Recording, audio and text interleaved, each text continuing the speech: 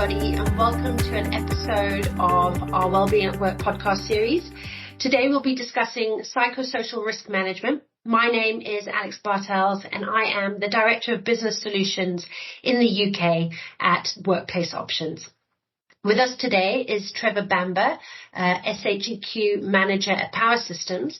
Trevor is a civil and environmental engineer by degree with 20 plus years of experience in high-risk industries ranging from civil enabling and earthworks to now HV electrical installations within the renewables and energy sector. Trevor heads up the SHEQ team in Powersystems UK, and he's also project lead within the IRRSM Emerging Risk Leaders Network. Thank you for joining today, Trevor. Brilliant. Thanks for inviting me. Looking forward to it. Great. I'm also joined today and excited to introduce Elzebe Groenewald. She is a consulting safety specialist. She has a wide range of industry knowledge with more than 10 years experience in safety, health and environment. Welcome, Elzebe. Thank you. Thanks for having me. Great. And the last person we have today is Mary Ellen Gornick. She is our Senior Strategy Advisor at Workplace Options. Mary Ellen is an internationally recognized expert with nearly 30 years of experience in designing and delivering workplace effectiveness and employee benefits programs. She leads the WPO consulting practice, advising global clients from a wide range of industries, including energy, pharma, tech, finance, media, retail and logistics, on strategic wellbeing initiatives that create environments where the workers thrive emotionally. Welcome, Mary Ellen. Thank you, Alex, and thank you for having me. Great. So today what I wanted to start off with before we get into sort of a bit of discussion is really just to give a bit of an overview of, or a bit of a definition, let's put it that way, of what psychosocial risk is and psychosocial risk management. So from the Institute of Occupational Safety and Health, the explanation that they give is that psychological risk is an adverse workplace interaction or condition of that work that compromises your health and well-being. A psychologically healthy and safe workplace is defined as one that promotes your mental health and well-being, protects your mental health by reducing work-related risk factors. Some of those examples could be things like job demands, lack of role clarity, low job control, things like harassment, violence, aggression, bullying. Any of those would be classified as psychological risk. Psychological risk management is the application of the risk management framework to those psychosocial risks in the workplace. So that's really, I think, a bit of context of our discussion today. I'd like to sort of open that up to the panelists. How do you guys define psychosocial risk from your experience and potentially within your industries? Who'd like to go first? Trevor? Yeah, I mean, I don't mind going first. So, I mean, obviously the definition lists quite a few things, Alex, in terms of the job demands, control, lack of clarity. And I think I probably can see those in my experience in terms of being on a site operations, the demands, the program leads, the project, the client almost sort of saying you need to finish on time, or the pressures of that. And obviously the financial pressure in that gives you that sort of extra job demand, or you feel that as an individual, or it could be demands just peer to peer, really, in terms of, come on, your project manager comes on, the supervisor, the structure, the hierarchy gives you that pressure as well. I mean, from my experience, job demand and that role clarity, what is actually my role? What is my part of the jigsaw that actually, do I understand what I'm supposed to be doing? Really comes in from my point of view. And I suppose those psychosocial risks, those sort of after an event, maybe an incident, an accident, something like that, how that affects you as well. It might not be an accident, it might be an event or some pressure, or maybe some peer-to-peer pressure that's happened in a meeting where you've done something wrong, or you're catching up, or you're behind. Those sort of pressures as well. I suppose is that sort of something along the lines, from my experience, that's useful for this? Yes, 100%. That's spot on. Elzebe, do you have anything you would add to that?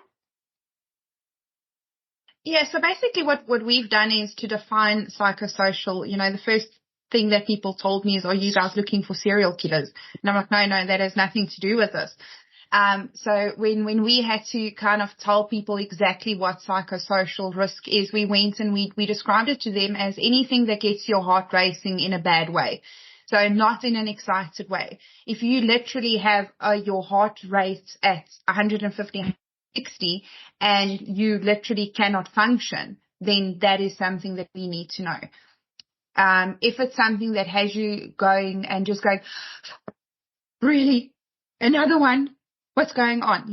These type of interactions. So we really had to, and I know it's a ugly word, but we had to dumb it down for the people so that they don't think that you are looking for the weird people, the crazy people, because psychosocial risks, it's in every workplace.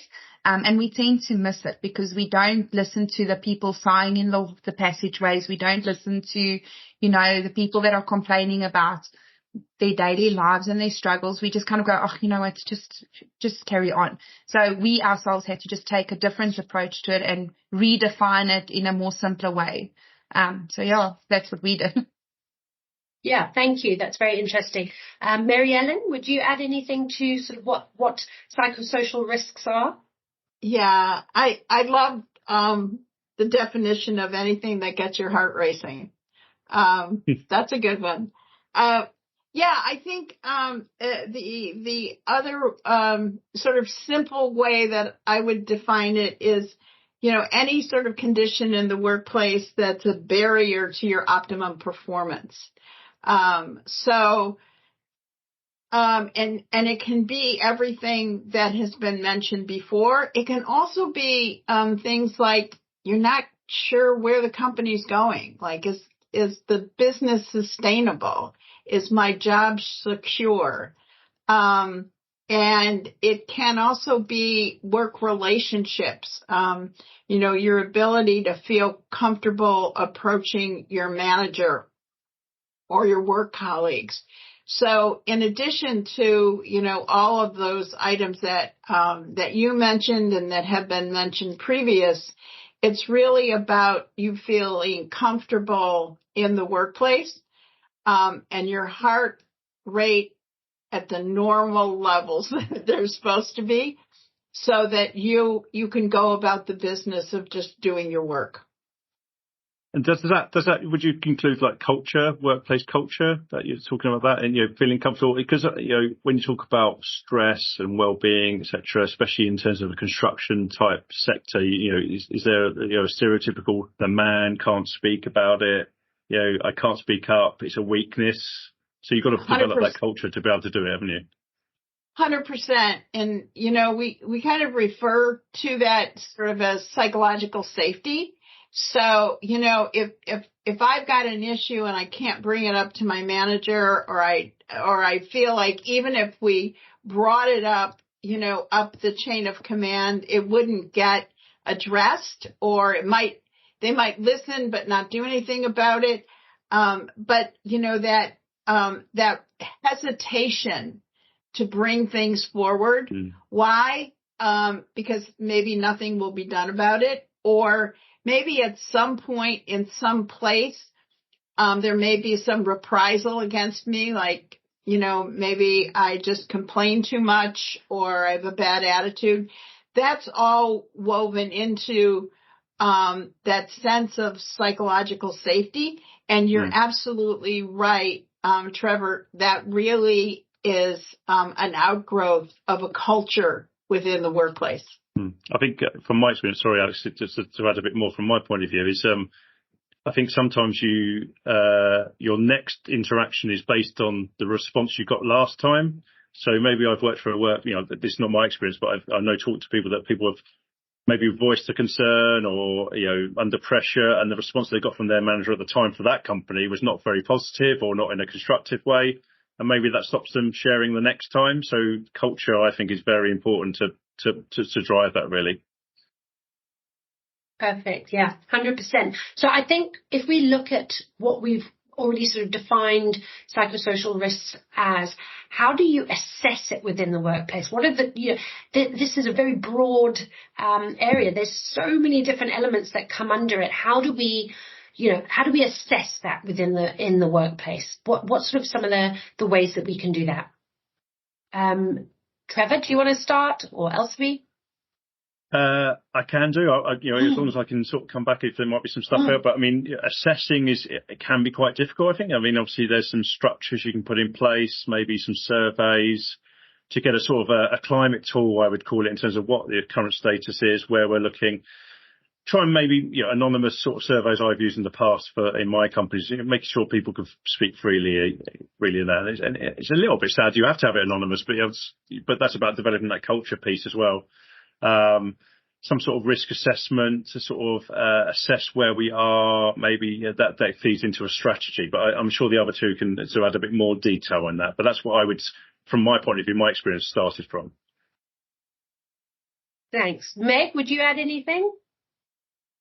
I think assessing, I would agree with Trevor. It's a very complex endeavor, but there's a couple of things that you can do. I think one area is that there may be some informal ways that you can identify if you've got some psychosocial risks that are very prevalent in the workplace. By informal, I mean, managers bringing up situations that they're hearing from their workers, or in HR, you're seeing huge, or higher numbers of individuals exiting, or you're looking at your exit interviews and you're hearing, I'm leaving because the workload is too much. I don't have enough personal work-life balance. So I would consider those sort of like informal ways that you can kind of knit them together and say something's going on in the workplace. And then formally, to actually do something that is a, well-being risk assessment, where you actually do a combination of interviewing having individuals randomly selected to take a digital questionnaire, an online questionnaire, where you're looking at and asking them questions specifically about their workload. How well is their work defined? How comfortable are they talking to their manager? How well they get along with colleagues. If they have an issue, where do they go in the organization? Those are some of the questions. Are they comfortable raising something in the organization if they see that it's a quality issue or a workplace issue that they need to be concerned about?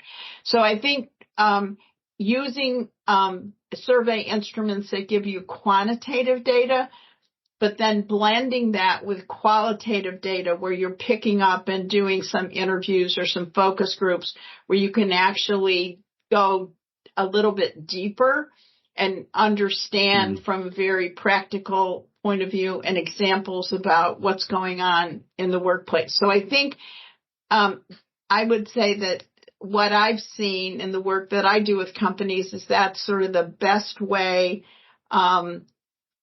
to really get a handle on what those psychosocial risks are, like building off of your informal data to actually take action and do a formal survey initiative to pull that information together. Elzebe, would that be something in your sort of consulting and your experience? Is that kind of one of your starting points as well? Would you also use surveys, etc., from an assessment perspective? Yes, so we issue out questionnaires to employees. We're very fortunate we don't have to do it as an anonymous thing. So employees are very forward because they do understand that it is for their benefit at the end of the day. So we issue out stressed questionnaires.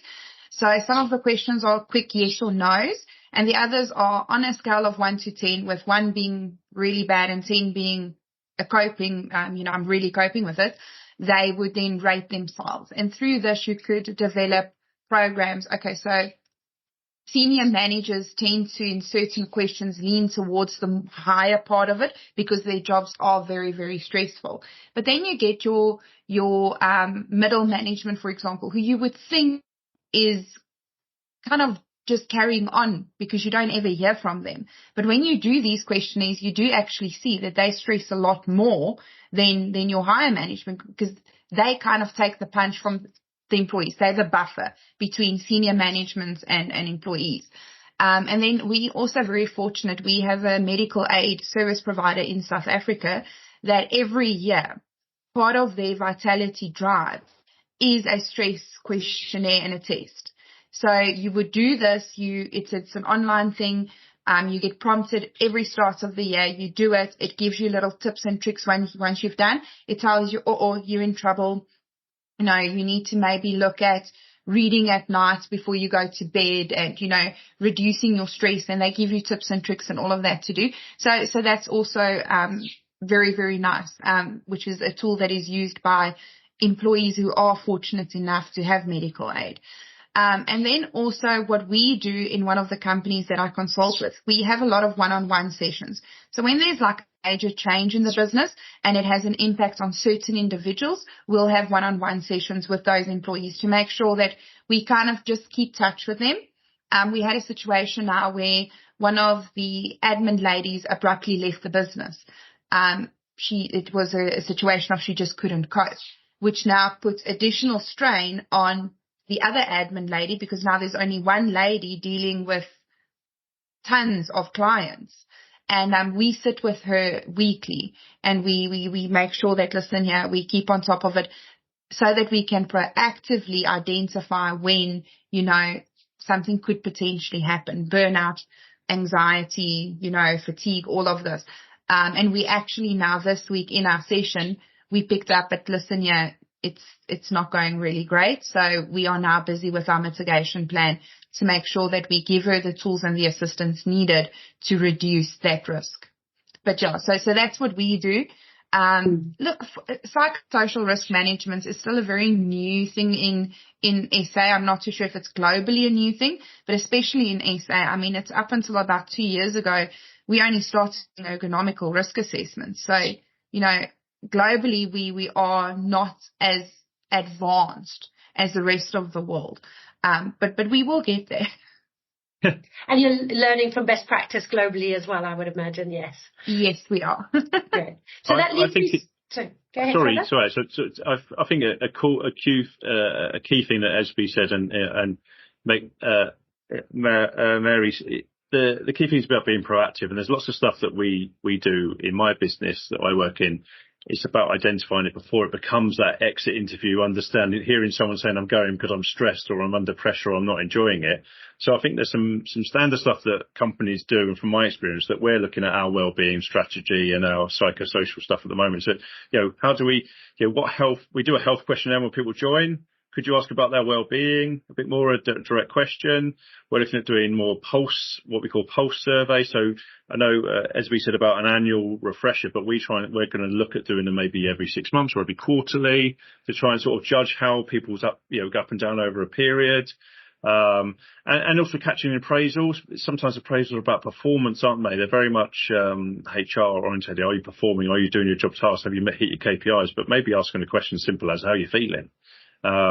Within those sort of normal every business structures, that actually could be a slight change that actually brings in those assessments, and then collecting that data and maybe having a designated person that's part of their role is to do that, because that's really easy to collect lots of data. And we have the issue where we're collecting lots of data and, have we got the function, the technology or the staff, the resources to get something out of it?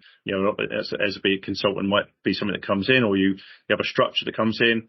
And even right down to, we push a lot of the safety, the safety and the health. It's in our sort of reporting our incidents. Is there a category that lets people select that actually their well-being or stress is an actual category, so they can highlight that there is an issue for that? It's not easy to. You don't really want to sort of mark someone as being stressed, but you might want to sort of give them a chance to sort of say, actually, what happened is I was really overworked. And I know. We talked a lot. I've talked culture a lot, but you've got to create that environment to be able to do that, haven't you? So there's a bit of a journey for people to go through. So that whole survey thing we're finding quite useful in terms of getting that measure. And I know as we touched on sort of health, I can't remember what you called health aid or something like that, but we have an EAP, Employee Assistance Program in the UK. And the apps and that are really useful just to sort of check in every day. It prompts me to sort of say, how am I feeling, emotionally, physically? And it literally is a happy or a smiley or an unhappy face. And it just judges me. So just that little check-in is quite good as well. Thank you, Trevor. I think that kind of leads into, once you've gathered this data, as you're talking about all these different data points, different ways of gathering the data, what are some of the effective strategies that can be used in mitigating these risks that have now been identified or eliminating them? That's obviously, the goal. But so what are some of those strategies that could be put in place? Meg, do you have anything? Sure, I'll take this one. Yeah. I mean, I think that there's always going to be some level of psychosocial risk in the workplace. There just is, because of the nature of the business. And I think, in managing them, the goal is really to decrease the frequency and decrease the intensity, that is felt by the individuals. But some of the strategies that we've seen be very effective in recent years have start with managers. So your manager is the person who the workers have the most intense contact with, and they're the ones that the business looks to drive the strategy, drive the business goals, and to be successful. So they're going to have the best visibility on how workers are doing around performance. So and most managers, many managers are promoted in companies because of their technical competence. And they're excellent at, driving a project, or they have a certain expertise in a content area. And they don't often have some of the other training that's, sometimes they get a little soft skills training and some leadership training. But when we're looking at the whole notion of psychosocial risk, it's really about interacting with your team and understanding how they're doing, how they're performing. And if we all recognize that your mental and emotional health drive your behavior, and that drives performance, then we know that that's a crucial component for a manager to be aware of. So some of the programs that we've seen be very effective are really targeted at executive leaders and helping executive leaders understand why well-being matters. What's the difference in an organization that really embraces well-being and has it as a priority versus those that don't. And it's very effective. We see once executive leadership understands that component, that the care of their people and how their people are reacting to their decisions can be as important as their financial decisions and their business strategies, and their competitive position in the marketplace. So then for middle managers, it's really about creating an awareness about what are the behaviors that indicate to you psychosocial risk. And, there are a lot of programs out there that talk about mental health symptoms. But what we're really talking about in the workplace is, yes, mental health drives some of the behaviors. But when you're a manager, you can't analyze the mental health of your workers. You can only observe behaviors and react and make decisions based on those behaviors. So helping the manager be aware of what those behaviors are, what are those signs, giving them comfort and tools to be able to intervene in a way that is comfortable for them. A lot of times managers are not comfortable talking to individuals about very sensitive personal subjects. And so we need to put that on the table and understand why that is, so that they can understand that there's a neutral place that they can be, and they don't have to avoid it, or they don't have to overshare and try to control the person and make them better. So it's about that intervention component.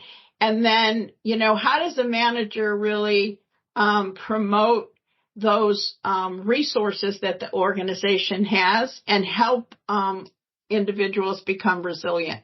So I would say that, one of the key strategies that we have seen be very effective, there's a number, but I would focus on that manager level and getting the manager to the point where they're aware, they know how to intervene, and they can help build resilience in their teams. Thanks, Meg. That's super interesting. I wonder if there's, what is the effect of not having some of these sort of not assessments, but some of these trainings, some of these interventions in the workplace? What are some of the signs that we see? What are individuals doing when they don't have that kind of support, that kind of education? Elzebe, do you, in your consulting, have you come across that sort of experience? Seen any kind of examples of that? So unfortunately, I have, and it's not a pretty picture. So we, and I can actually name quite a few. So many years ago, we had a gentleman who was at the point of, he was heading into a disciplinary inquiry for poor performance. And, he completely lost focus, and, he was a lathe operator at that point in time. So, his stress levels were high. He was potentially looking at losing his job, and he came to work one night. And because of the lack of focus, he didn't pick up that he was wearing a baggy top, and that top caught in the lathe. And the employee unfortunately lost his arm.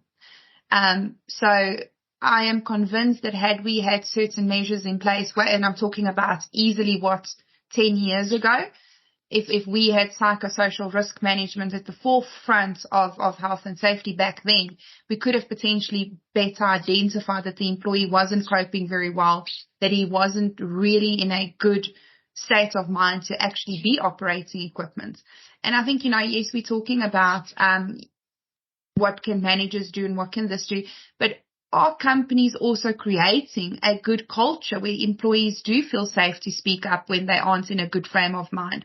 Or are we victimizing employees when they do stand up and say, listen, yeah, I'm not there at this point in time. I am overworked. I am tired. I'm not sleeping. My body physically is aching from telling me that I need to take a break. And I think this is what happened to that gentleman, where recently we had the lady who she had conflict with a manager who she doesn't even report to. And it was a public conflict session that occurred.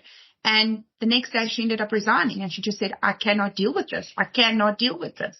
And again, we did not necessarily create the right culture for employees to feel that they can come to management and say, listen, yeah, I have told you that this person is victimizing me, is bullying me, and you have done nothing, So we aren't necessarily creating the right working environments. We can have as many questionnaires as we want. We can have as many break sessions as we want. We can send people on as much training as we want. But if our tools are not used and we do not create the right cultures, then anything we do will fall flat, unfortunately.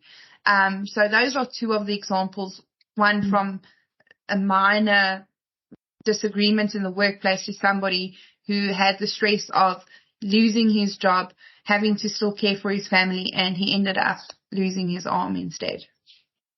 Yeah, so not to see if anybody else has different examples.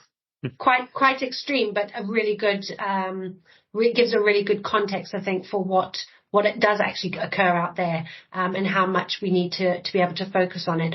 So if if that's a couple of examples where we can, I think we all can relate on some level where, there hasn't been any sort of mitigating support in place for people. What about where organizations have put something in place where they do have a framework and they are actually, have you seen any positives coming out of that? Can you quantify some of those outcomes? Elzebe, have you seen where what you're talking about, that culture has been put in place, Yes. and some good stories? Yes. So one of the companies that I dealt with before, they implemented a chill room for employees at work. So this is quite nice. And my immediate reaction to when we kicked this off was, okay, are people actually going to use it to relax, or is it going to become a workspace away from your desk? Because all of us struggle to switch off. And I'm really glad to say that it really has made a difference. So in this chill room, they had things like there's a pool table, there's a popcorn machine, there's a slushy machine. It was literally, you were not allowed to discuss any work when you entered into that part of the premises. It was a no work zone. You would go there, you would sit on the beanbag, and you would just relax, because all of us need 10 to 15 minutes where we just switch off our brain, away from emails, away from meetings, and just take a breather. And you wouldn't actually believe it, but the productivity went through the roof because employees were forced to now refresh the brain.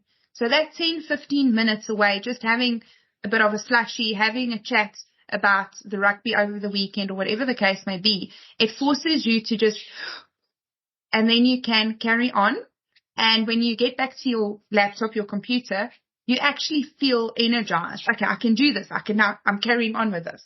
So yes, some good examples have come of it.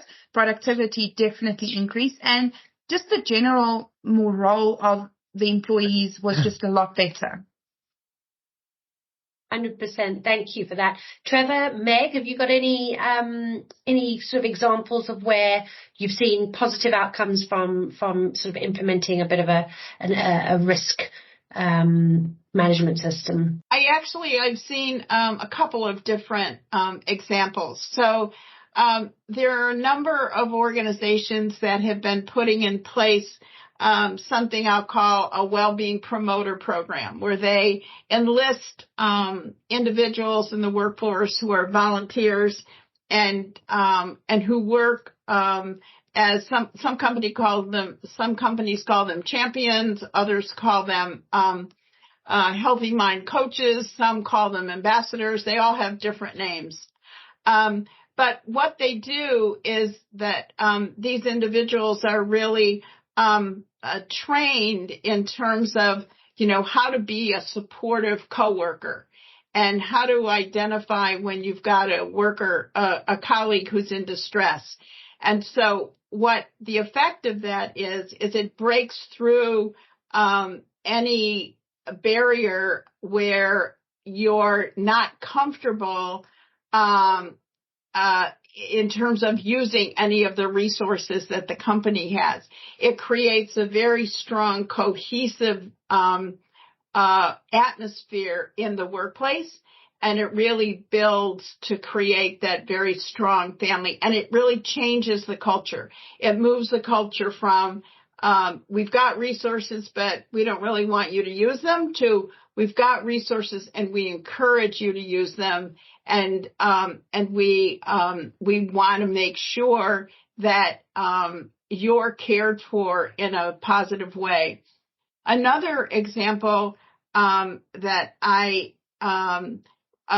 we've worked with a company who is in an industrial camp.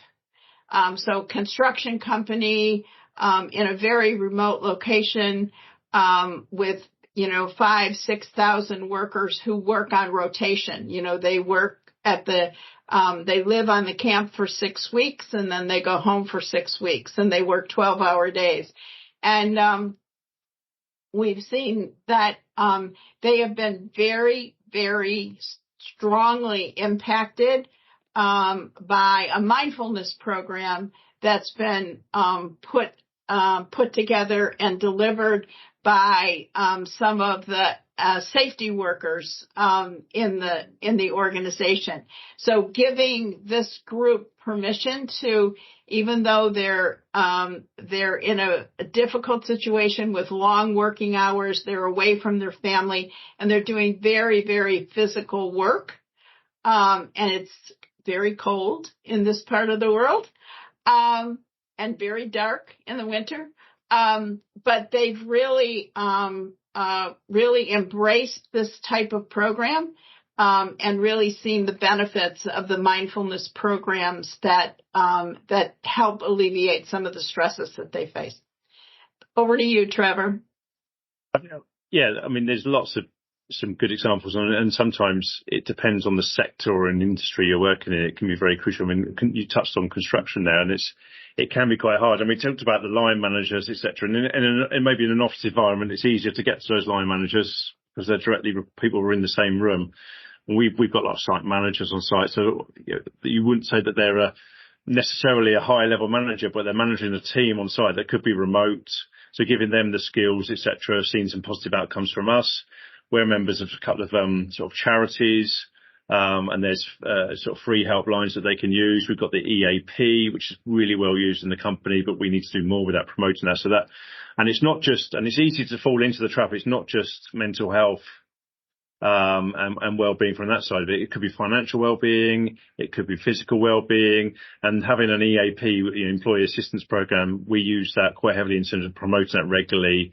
And we've seen positive outcomes, people feeding back, arming that tool, like you talked about, the managers having that tool available to them to, maybe they're not as comfortable talking to people, but they can direct people to the right number, the right email address, the right app to use that might help them in the initial term. And then also, our EAP covers family members or close associates. So it's not just that individual working with the company, that extra, because stress isn't just about work, is it? It's about home life bringing into the workplace. And maybe it's a child or a partner that's having some issues. I know in the past I've used those EAPs because of, trying for a family in my circumstances has been quite stressful. And even just that, I've used that in examples when I've been doing safety committees. I've shared my own personal examples, which actually brings that sort of personal trust, so people you're talking to understand that actually it's not just me saying, we've got all these things that are great. I'm a manager telling you, bringing a story, a personal sort of story to it actually is. And an example, I had a SHEQ come in, I said, me and my partner used some counselling services when we were trying for a family, and I got some feedback directly after, direct on email and text. Thanks for sharing that. That's really good. So those little positives, those little touches, just trying to put yourself out there, putting that storytelling and that sort of coaching bit is really important, I think, and that's had some positive outcomes from my point of view.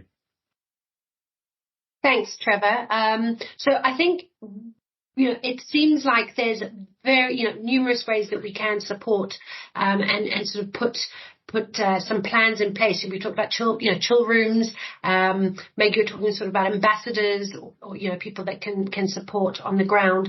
You mentioned, Trevor, EAP support. What are some of the other trends? Are there trends in general around the world or in certain locations?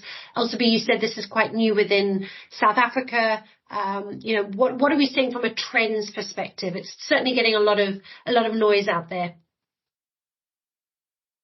So we're seeing a lot of companies doing the whole breakaway rooms, the chill rooms and stuff. But we've also seen a lot of companies, which I know COVID around the world forced everybody into a hybrid way of working. And a lot of companies are still allowing that to happen, especially for parents, the working mom, the single dad. So a lot of companies have kind of allowed the hybrid way of working to still continue.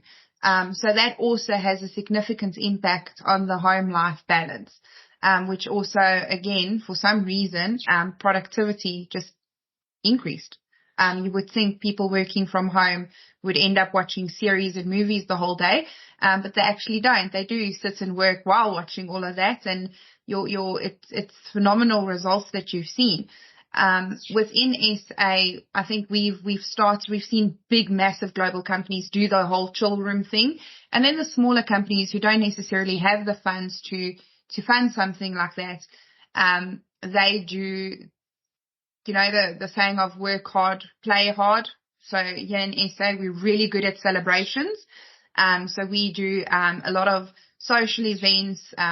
If you've had a good financial quarter, there would be a braai with a couple of drinks, and, a big hoo-ha is made of the financial performance, and all the employees are thankful for their hard work. And even something as simple as that makes a massive difference in the lives of the people here in SA. So a lot of companies are doing the smaller things.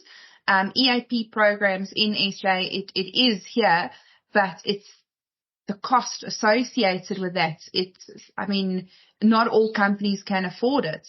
So there is, unfortunately, that financial impact on the company that is always going to be taken into consideration.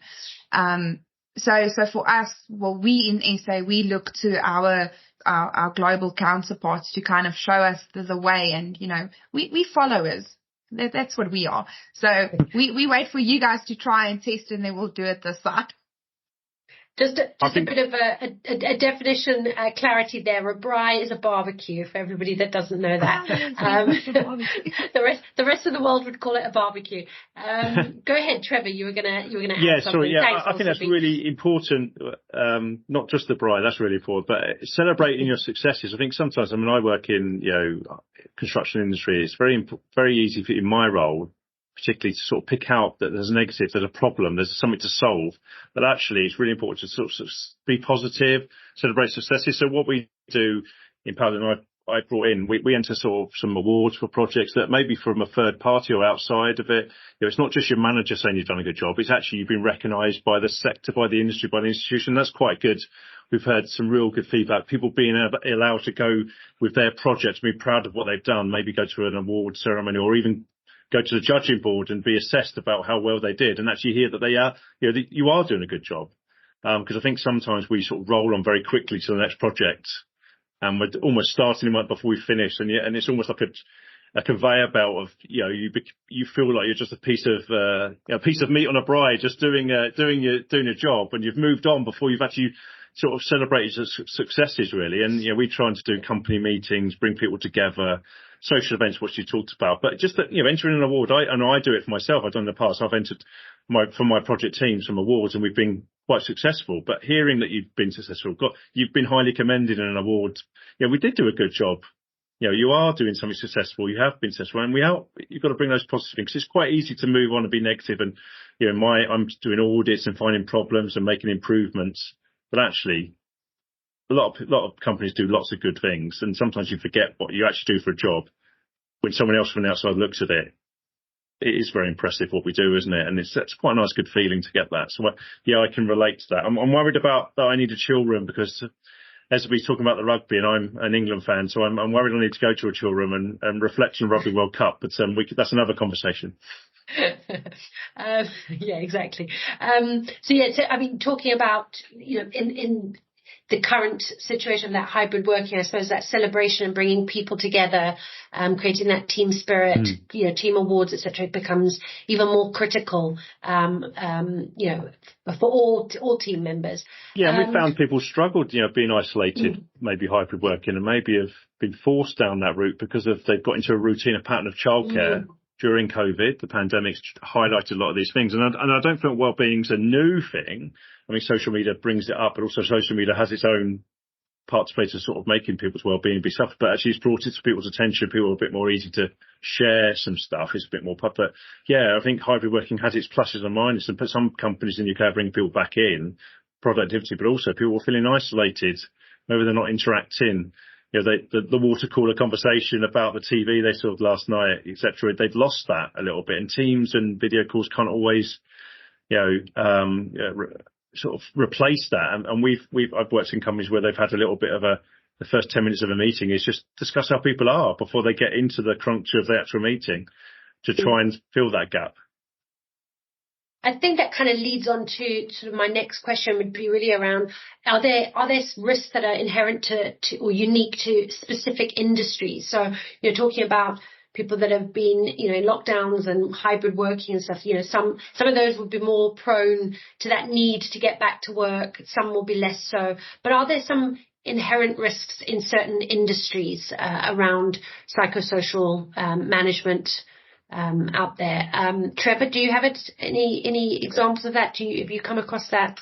I think maybe, I think we were sort of talking it offline about it just as I joined the call, the webinar. It's more the daylight hours in certain parts of the temperature that Mary mentioned, in terms of, because those things affect people in terms of what they can do. Long hours at work is across all industries, but in terms of construction, I think the pressure of program, the pressure of audits, almost, I'm part of that. I do audits on site, people coming to site continuously, meetings pressures. I mean, we've found since COVID, lots of Teams calls, more meetings than you would ever have.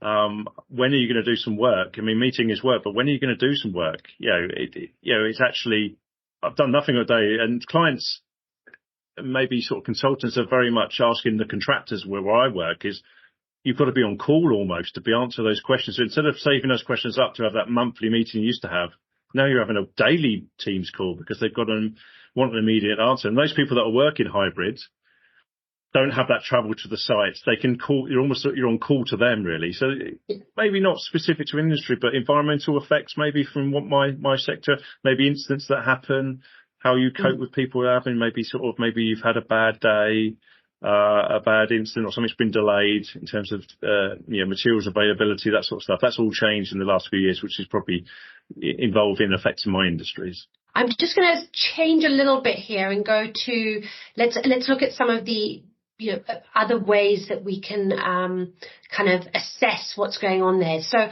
what digital assessments are there to help us with assessing risk factors from a quantitative and qualitative perspective? Meg, do you have any input on that? Yes, I do. I would say that digital assessments are exploding.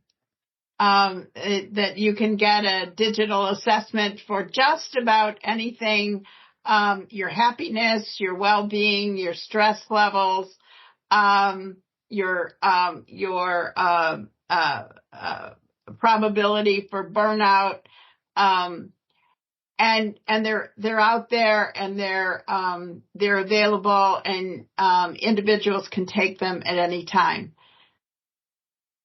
So there's a lot of availability. What there isn't always connected with those digital assessments is, what do you do with the results? And so the what do you do with the results is a really important piece. Otherwise, the assessment itself is going to create additional anxiety. So you have to have a pathway to improve. And so we've seen that, the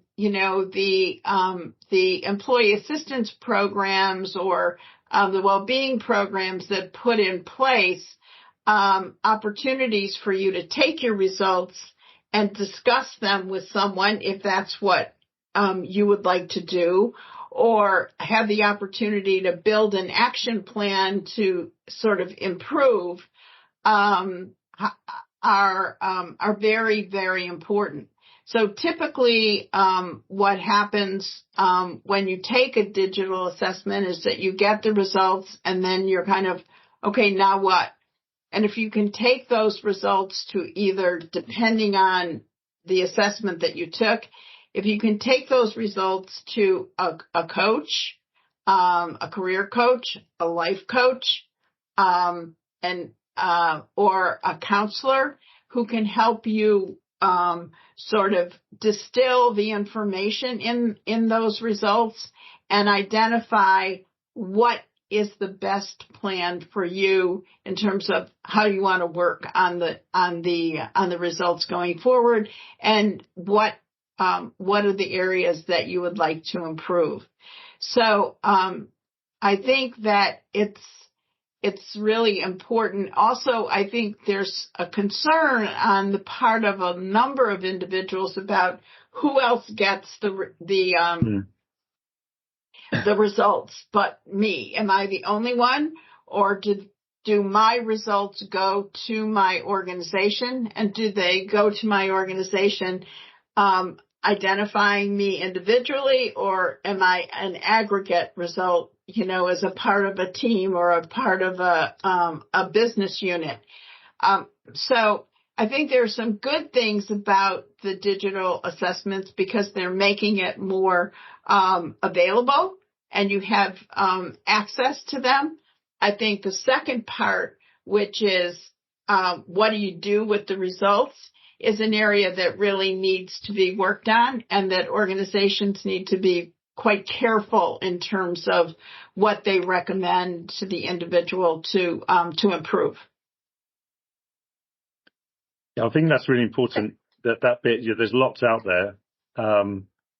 They're all different outputs, and sometimes you can put in and you almost you get what you want out of it. But it's really key. So when you're building a strategy for a company, you've got to make sure you choose the right one and be clear in terms of what you do with it, how you're going to share it, are you going to share it, how you're going to work out individual action plans or a wider strategy. So I think it's really important what Meg says there is that you've got to have the whole package. There's lots out. There's almost too much out there, isn't there? There's almost too much choice for individuals. But when you're looking about a company, you've got to choose the right one or two and target different areas and get the right things out and to help you as a wider strategy and the individual. It's really important. Thank you, 100%. I just wanted to say thank you so much to everybody for being on here. I think we've had some really interesting insights, some really nice examples, a bit of clarity around some of the different parts of this rather large topic.